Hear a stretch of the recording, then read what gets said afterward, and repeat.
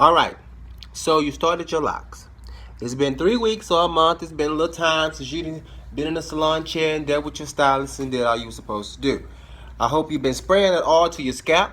I know you probably stink. I know you probably feel like you're the ugliest woman or the weirdest looking man you ever thought of in your life. I know you probably didn't even think that what you was going through right now was going to be a part of your life at this part in your life. But guess what? It is. You chose to start your locks and now you got them things started. So here we go. The first thing we're going to do when it's time to start your locks is we're going to wash this mess because it stinks, it's dirty, and it's not feasible and normal for you to go a whole month or 3 weeks or what in that time frame without washing your hair. So now we're finna wash this. It is time to wash your hair. Okay? I know your boo smelled your hair. I know the people you walk by in the grocery store that smelled your hair. I know when you bent down and came up too goddamn fast, you smelled your hair. You smelled it. It's time to clean it. All these different things that people have came up with prior to dry shampoos and all this other stuff that you can put in there. I'm sorry, but I just don't want to put hand sanitizer in my client's hair.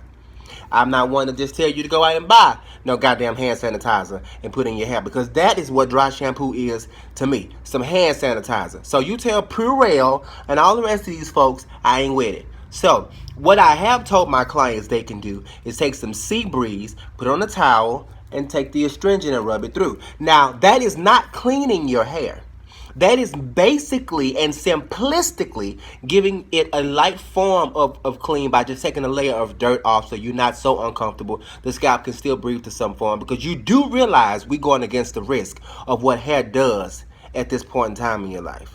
We're going against what hair does naturally at this point in time in your life. Yes, we use the curl pattern to make this coil. Yes, we did a whole lot of things by using the way the hair grows, the way the body works, and all the other kind of stuff. But at this point in time in life, we still did some things that you and your hair would have not normally done. Okay? Because you can't tell me you wouldn't have washed for a month or you nasty. Okay? You can't tell me that you would have put yourself through this phase that y'all call the ugly stage, which I don't understand the ugly stage. If you ugly, then it's just ugly life for you. It ain't ugly stage, bitch. It's ugly forever. It ain't because of this hairstyle. This hairstyle didn't do nothing for you. You just look like a gorilla with diabetes. That's your problem. So when it comes to this flip side and you like, okay, this is the ugly phase or whatever, no, it's just that phase that your hair is maturing. But when you use that natural curl pattern and you go against going with what your hair naturally does versus against it, then it starts that process rather quickly and you're not as ugly as you said you was. But, touche, personal problem. So, when we get back to this other form, right after that, you're going to come in, you're going to get your shampoo, you're going to get it cleansed up, you're going to do all of these different things.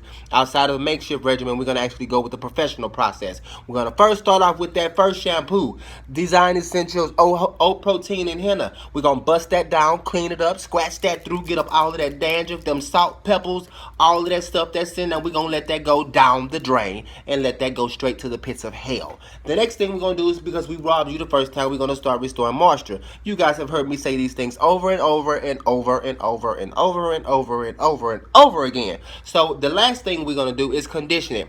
My rosemary protein stimulating conditioner helps promote growth, helps promote moisturization, a number of other things on the scalp follicular level that can promote irritations, a whole number of things. So this is what we're going to clean that up. We're going to get that process. Then the next step, we're going to retwist this. This is what we're going to get in. We're going to actually see if you've been tying your hair up. Because some of y'all be lying. I be like, you tie your hair up? Yeah, I did. And then I go back here and you look Rastafarian. In the middle, I don't know what happened. And in the front, you knew your texture was soft. You knew it was loose. You knew. I told you that you had 3 different textures and you didn't realize because you had put that blow dryer to the front and not really to the middle and the back that you had straightened some stuff out. But now that we talked about it, now that you saw it, you didn't tie that hair up. You came in here looking like a wet balloon, just took all the static out the rest of your clothes and your life, just stuck up everywhere. What is the purpose? Okay, so tie that hair up every night so that when you come in here for your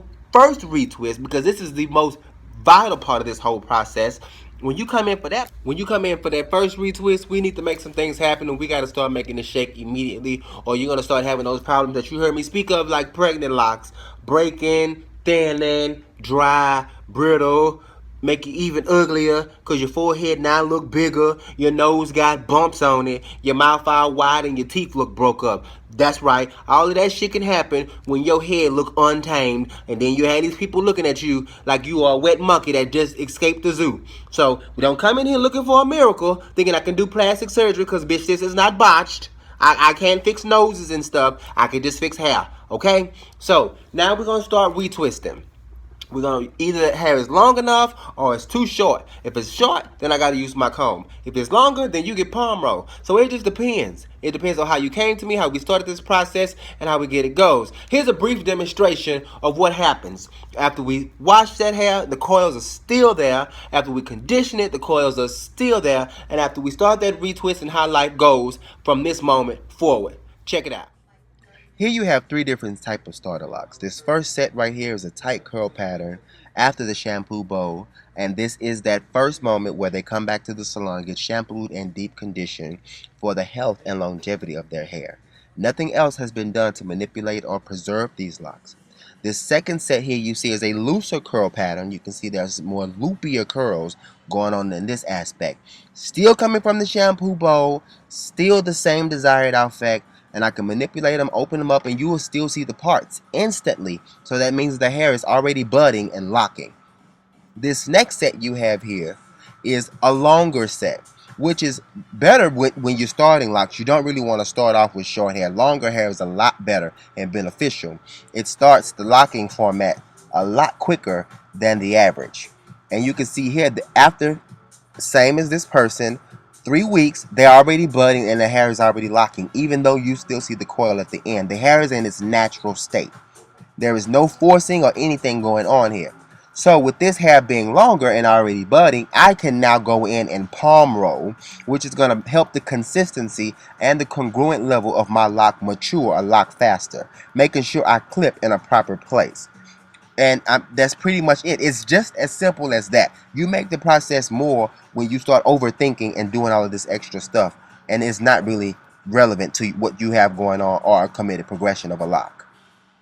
Now you have those shorter locks, shorter loose curl locks that has to take a comb versus basic manipulation of a palm roll, and I have to kind of go up and down that lock, forming the tightness and the congruent level of that lock so that lock can start maturing, although it's already start budding itself. So this is why I recommend nothing less than 3 to 4 inches when starting that lock, getting that lock going and making that starter lock aspect very beneficial.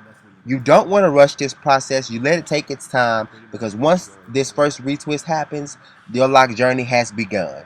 It is nothing you can do at this point to turn back, so you can turn your ass around and look forward, because now your hair is going to grow with using the right nutrients and a great level of health. And that's 3/4 of the way or below when you clip it down. This is a starter lock retwist first visit. And baby, yes, girl, because around here we have long, pretty, flowing, luscious hair. Don't nobody look bald-headed at the evolution.